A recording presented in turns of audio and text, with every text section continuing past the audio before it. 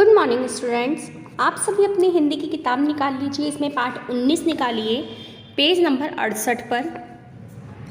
सबसे पहले हम इस पाठ का नाम व परिचय पढ़ेंगे। इस पाठ का नाम है सच का झूठ। इस पाठ का परिचय है। प्रस्तुत पाठ में एक ब्राह्मण और 3 ठगों के मध्य से ये बताया गया है कि किसी झूठ को बार बार बोलने से वह सच की तरह लगता है। इस पाठ में एक ब्राह्मण और 3 ठगों की कहानी बताई है और इसमें यह भी बताया है कि एक झूठ को अगर बार बार बोला जाता है तो वह सच की तरह ही लगने लगता है। रामपुर गांव में एक पुरुषोत्तम नामक ब्राह्मण रहता था। एक बार एक यजमान ने उन्हें अपने घर खाने पर बुलाया। खाना खिलाने के बाद यजमान ने उन्हें एक बकरा भेंट में दिया। ब्राह्मण बकरा लेकर अपने कंधे अपने घर जा रहा था। रास्ता लंबा और सुनसान था। आगे जाने पर रास्ते में उसे 3 ठग मिले। एक गांव में पुरुषोत्तम नाम का एक ब्राह्मण रहता था। उसे किसी ने खाना खाने बुलाया और खाना खाने के बाद उन्हें एक बकरा भेंट में दिया। तो ब्राह्मण अपने घर जा रहा था और रास्ता बहुत लंबा और सुनसान था। उसे रास्ते में 3 ठग मिलते हैं। ब्राह्मण के कंधे पर बकरे को देखकर तीनों ठग ने उसे हथियाने की योजना बनाई। एक ने ब्राह्मण को रोककर कहा, पंडित जी, यह आप क्या अनर्थ कर रहे हो? ब्राह्मण होकर कुत्ते को कंधों पर बैठाकर ले जा रहे हो। ब्राह्मण ने उसे झिड़कते हुए कहा, अंधा हो गया है क्या? दिखाई नहीं देता? यह बकरा है। ब्राह्मण को कंधे पर बकरा ले जाते हुए उसे 3 ठग देखते हैं और वो उसे हथियाने की योजना बनाते हैं। तो पहला ठग ब्राह्मण से कहता है, पंडित जी, आप ये क्या कर रहे हैं? क्या अनर्थ कर रहे हो? ब्राह्मण होकर कुत्ते को अपने कंधे पर ले जा रहे हो। तो ब्राह्मण उसे डांट देता है और कहता है कि अंधा हो गया है कि दिखता नहीं है? यह बकरा है। ठग ने कहा, खैर, मेरा काम आपको बताना था। थोड़ी दूर चलने के बाद ब्राह्मण को दूसरा ठग मिला और उसने ब्राह्मण को रोका और कहा, पंडित जी, क्या आपको पता नहीं कि उच्च कुल के लोगों को अपने कंधों पर कुत्ता नहीं लादना चाहिए? पंडित उसे भी झिड़क कर आगे बढ़ गया। पहले ठग ने कहा, खैर कोई बात नहीं, मेरा काम तो आपको बताना था। थोड़ी दूर चलता है, फिर दूसरा ठग मिलता है। वह भी उससे ये कहता है कि ब्राह्मण होकर कुत्ते को अपने कंधे पर लेकर जा रहे हो, ये क्या आपको शोभा देता है? तो वह उसे भी झिड़क देता है, डांट देता है और आगे चलता है। आगे जाने पर उसे दूसरे पेज पर आ जाइए। आगे जाने पर उसे तीसरा ठग मिला। उसने भी ब्राह्मण से अपने कंधे पर कुत्ता ले जाने का कारण पूछा। इस बार ब्राह्मण को विश्वास हो गया कि उसने बकरे को नहीं बल्कि कुत्ते को अपने कंधे पर बैठा रखा है। थोड़ी दूर जाकर उसने बकरे को कंधे से उतार दिया और आगे बढ़ गया। आगे जाने पर उसे तीसरा ठग मिलता है। वो भी उससे यही कहता है कि आपने कुत्ते को ले जाने का कारण पूछता है। तो इस बार ना ब्राह्मण को विश्वास हो जाता है कि उसने बकरे को नहीं कुत्ते को अपने कंधे पर बैठा रखा है। फिर वो उस बकरे को अपने कंधे से उतार देता है और आगे चला जाता है। इधर तीनों ठगों ने उस बकरे को मारकर खूब दावत उड़ाई। इसलिए कहते हैं कि किसी झूठ को बार बार बोलने से वह सच की तरह लगने लगता है।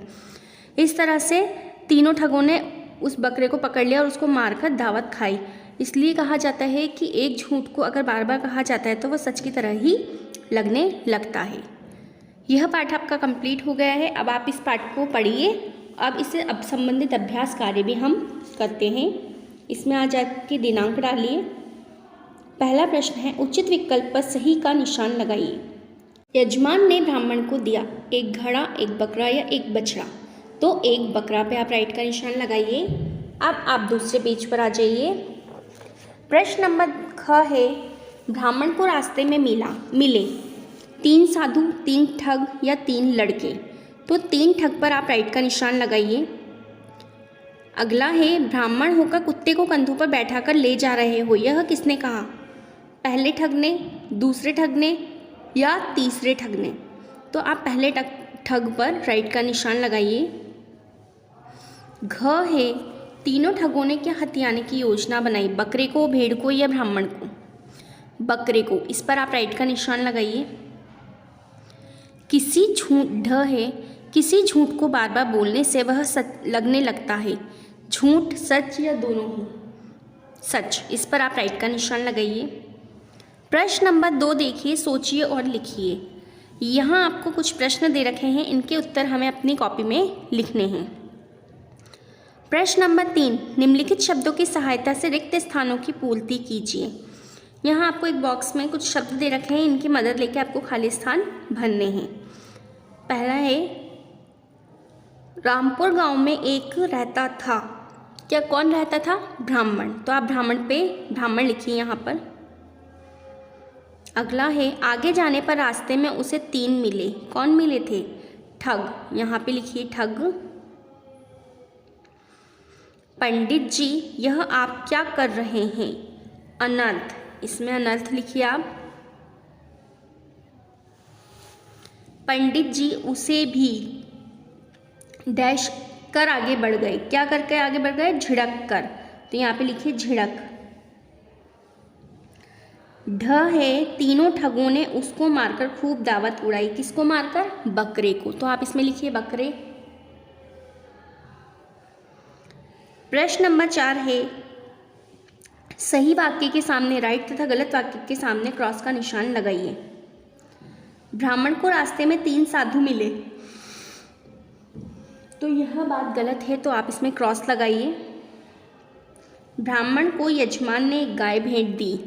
ब्राह्मण को यजमान ने गाय भेंट दी थी? नहीं, यह बात भी गलत है, तो हम यहाँ पे क्रॉस का निशान लगाएंगे।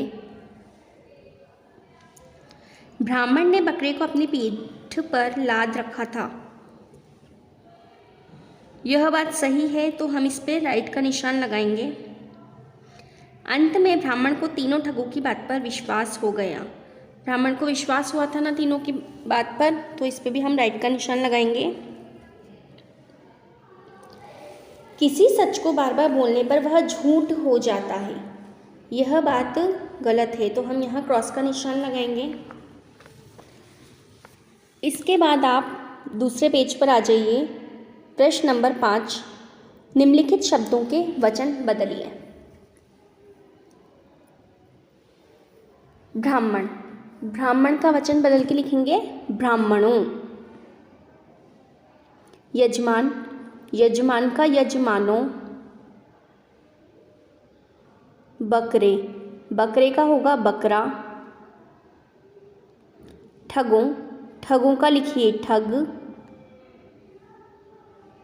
कुत्ते, कुत्ते का लिखिए कुत्ता। कंधे, कंधे का लिखिए कंधा। रास्ते, रास्ते का लिखिए रास्ता। योजना, योजनाओं का लिखिए योजनाओं। दावत, दावत का लिखिए दावतें। निम्नलिखित शब्दों के विलोम शब्द लिखिए। पहला है लंबा, लंबा का विलोम लिखिए बौना। अंधा, अंधा का विलोम लिखिए दृष्टिवान। उच्च का लिखिए निम्न। विश्वास, विश्वास का है अविश्वास। झूठ, झूठ का है सच। सुनसान, सुनसान का लिखिए उजाड़। घर, घर का विलोम लिखिए बेघर। अर्थ, अर्थ का विलोम शब्द लिखिए अनर्थ। अनुकूल, अनुकूल का लिखिए प्रतिकूल। प्रश्न नंबर 7 पर आ जाइए। निम्नलिखित शब्दों के समानार्थी शब्द लिखिए। यजमान, यजमान का समानार्थी शब्द है ब्राह्मण। सुनसान, सुनसान का समानार्थी है वीरान। हथियाना, हथियाना का लिखिए हड़पना। अनर्थ, अनर्थ का लिखिए अनिष्ट। ठग, ठग का लिखिए धोखेबाज। झिड़कना, झिड़कना का लिखिए फटकारना। अगला है लादना, लादना का लिखिए भार उठाना।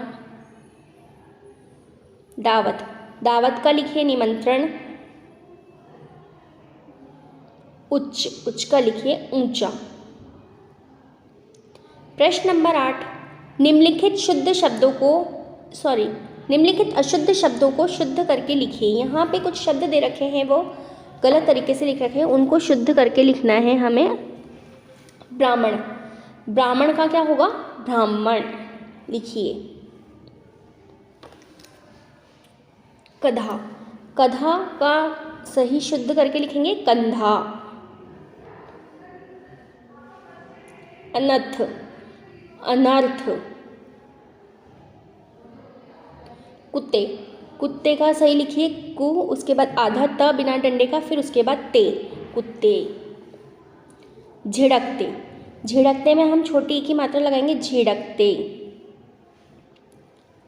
विश्वास, विश्वास का शुद्ध करके लिखेंगे विश्वास। खूब, खूब को सही करके लिखेंगे खूब। झुट, झुट को शुद्ध करके लिखेंगे झूठ। बल्कि, बल्कि को सही करके लिखेंगे बल्कि, छोटी की मात्रा आ जाएगी इसमें। प्रश्न नंबर 9 है पर्यायवाची शब्द। एक ही अर्थ प्रकट करने वाले अनेक शब्दों को पर्यायवाची शब्द कहते हैं। पर्यायवाची शब्दों के ज्ञान से शब्द भंडार की वृद्धि होती है। पर्यायवाची शब्द वह होते हैं जो एक ही अर्थ प्रकट करते हैं सभी के। तो पहला दे रखा है आपके यहाँ पे, निम्नलिखित शब्दों के दो दो पर्यायवाची लिखिए। आपको यहाँ शब्द दे रखे हैं, इनके दो दो पर्यायवाची शब्द आपको अपनी किताब में लिखने हैं। आँख, आँख का पर्यायवाची होगा नयन और नेत्र। दूसरा है ब्राह्मण, ब्राह्मण के पर्यायवाची हैं भूदेव और द्विज। अगला है घर, घर का पर्यायवाची होगा आवास और सदन। अगला है वन, वन का पर्यायवाची है कानन और जंगल। बादल, बादल का पर्यायवाची है नभ और गगन। सरिता, नदी, नदी का पर्यायवाची है सरिता और तटिनी। हवा, हवा का पर्यायवाची है वायु और पवन। समुद्र, समुद्र का पर्यायवाची है सागर और पयोधी। यह अभ्यास कार्य पूरा हो गया है। आप सभी अपनी अपनी किताबों में इस अभ्यास कार्य को करें व याद भी करें। Thank you.